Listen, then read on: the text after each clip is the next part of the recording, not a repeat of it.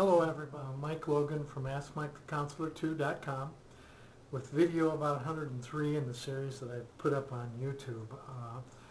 They're all about counseling and brain fitness and some recent ones about domestic violence and the elderly head. Pretty soon, I'm 61. And on web pages, ethological counseling and gerontology. And it's a pretty new field I'm discovering. You would think, since there have been elderly people for a long time, that there would be and work done about how counseling approaches and tools and techniques and recommendations and discoveries to use with this population.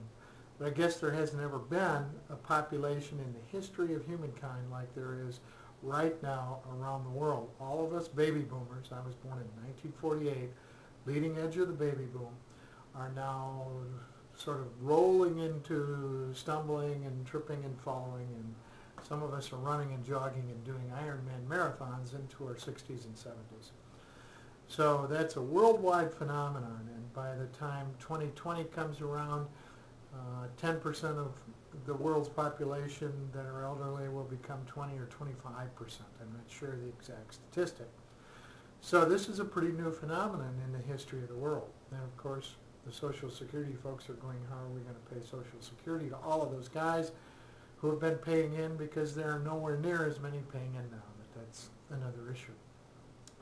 When I look at what's out there about counseling, when I see, gosh, how to help folks my age transition through loss of family members, their children are growing up and moving out, and maybe they're widowed or widowers. Retirement planning, and in that retirement planning there's end-of-life issues, okay, and lots of stuff preparing us for sort of slowing down and becoming decrepit and going off to the home where we'll have Alzheimer's disease.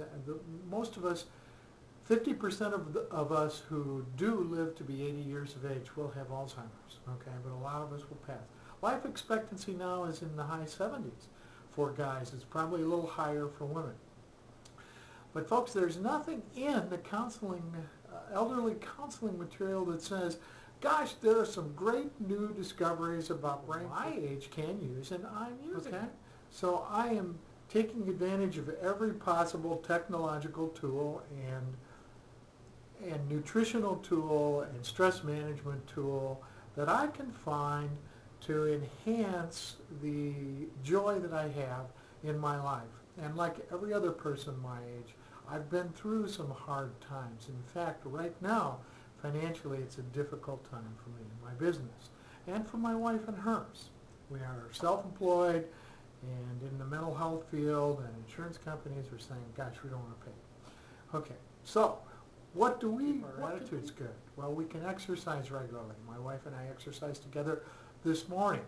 Half an hour on the elliptical trainer, a little time walking around the track just to connect, confront each other about some issues with the kids. I've got a son going to Little League tomorrow and a daughter going to dance class. Yes, I have a 10-year-old son and a 5-year-old daughter. That's one of the reasons why I work on my head, exercise my body, get a lot of omega-3s in my head and my body. Omega-3 fatty acids are a very important supplement at any time.